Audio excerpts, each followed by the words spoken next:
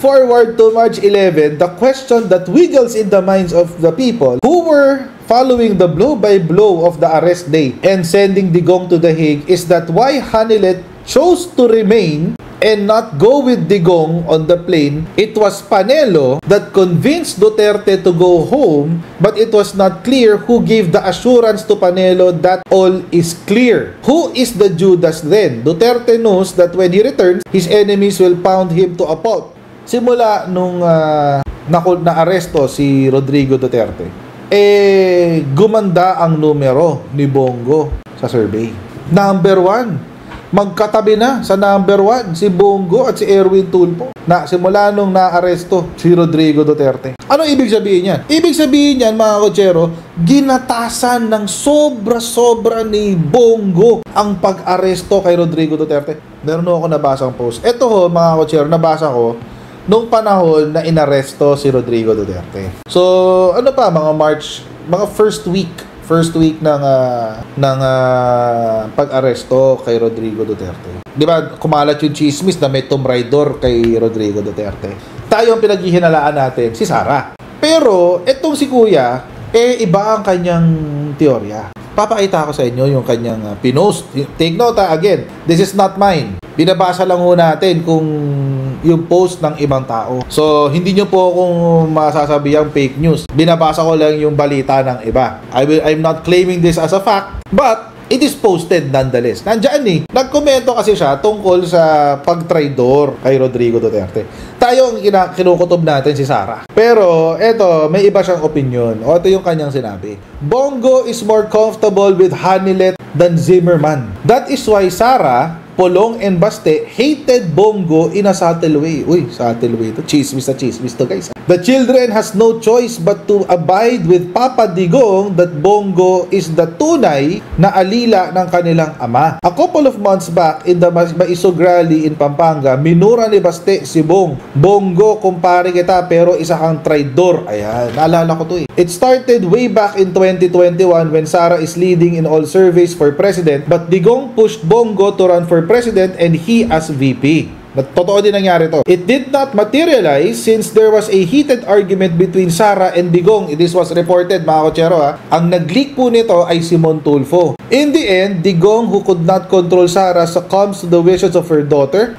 Digong asked Bongo to withdraw as presidential candidate and he as VP. Naalala ko to, nag-iiyak pa si Bongo nun. GMA advised Sara that she still lacks medyo wrong grammar, the makings of a president and it has to be BBM first. Hence, the unity was born in a forced wedlock. The rest was history. Fast forward to March 11, the question that wiggles in the minds of the people who were following the blow-by-blow of the arrest day and sending Digong to The Hague is that why Hanilet chose to remain and not go with Digong on the plane. It was Panelo that convinced Duterte to go home, but it was not clear who gave the assurance to Panelo that all is clear. Who is the Judas then? Duterte knows that when he returns, his enemies will pound him to a pulp. He could have stayed outside the Philippines, dami niyang pera. Digong could have lived happily ever after. But someone told him that it was safe to come back. Someone he trusted most. Someone who has been in his side since he was still the mayor of Davao City, who convinced him that he is still untouchable.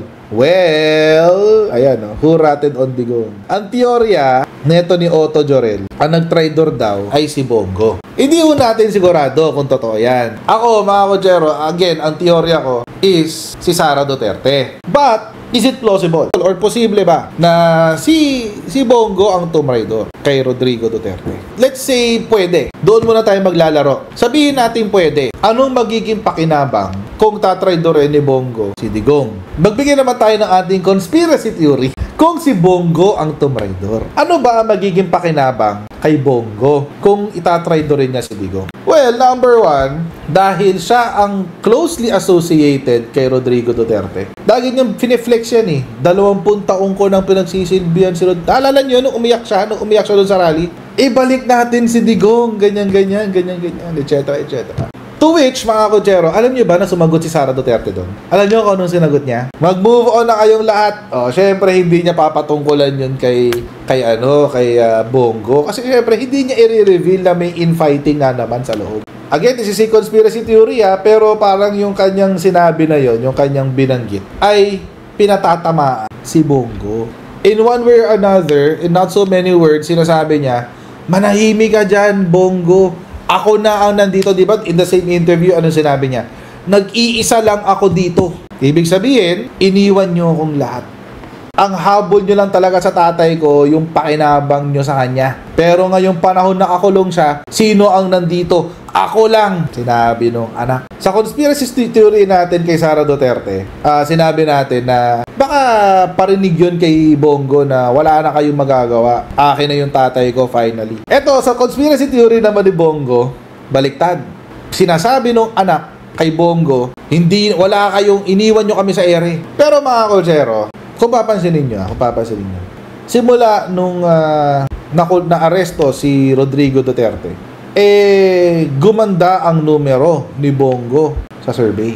Number 1, magkatabi na sa number 1 si Bongo at si Erwin Tulfo. Na simula nung na-aresto si Rodrigo Duterte. Number 1 na siya, oh. Diba? Pak! Ano ibig sabihin yan? Ibig sabihin yan, mga kotsero, ginatasan ng sobra-sobra ni Bongo ang pag-aresto kay Rodrigo Duterte.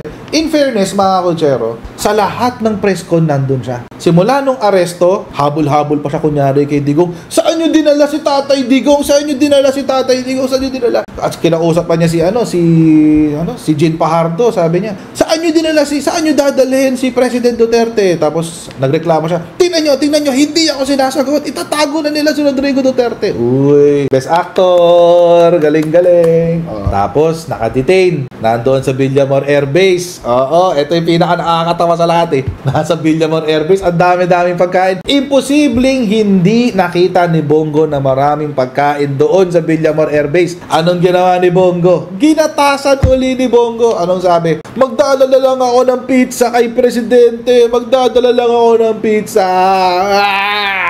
Ganun.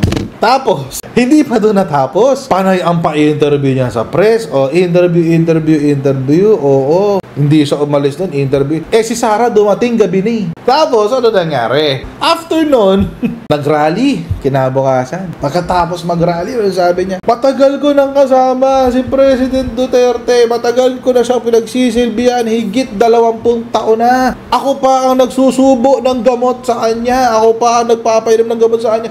Ano na lang yung mga gamot na iinumin niya doon. Hindi alam ng mga tao, hindi alam ng mga tagahig kung ano yung kanyang iniinom na gamot, etc. Ganun. Ginatasan ulit. Ito ang hindi chismis, mga kotsero. Nagginatasan talaga ni Bongo yung aresto. Ineffortan niya na gamitin yung eleksyon, itong kampanya, itong aresto ni Digong para sa kanyang kampanya. Sure yan. Kitang-kita naman And now he's reaping the benefits. Kaya nga nagsalita yung isang anak, di ba? Ano sabi ng anak? Move on na kayo. Nandito na ang laban sa The Hague. Nasa The Hague na talaga ang laban. Wala na sa Pilipinas.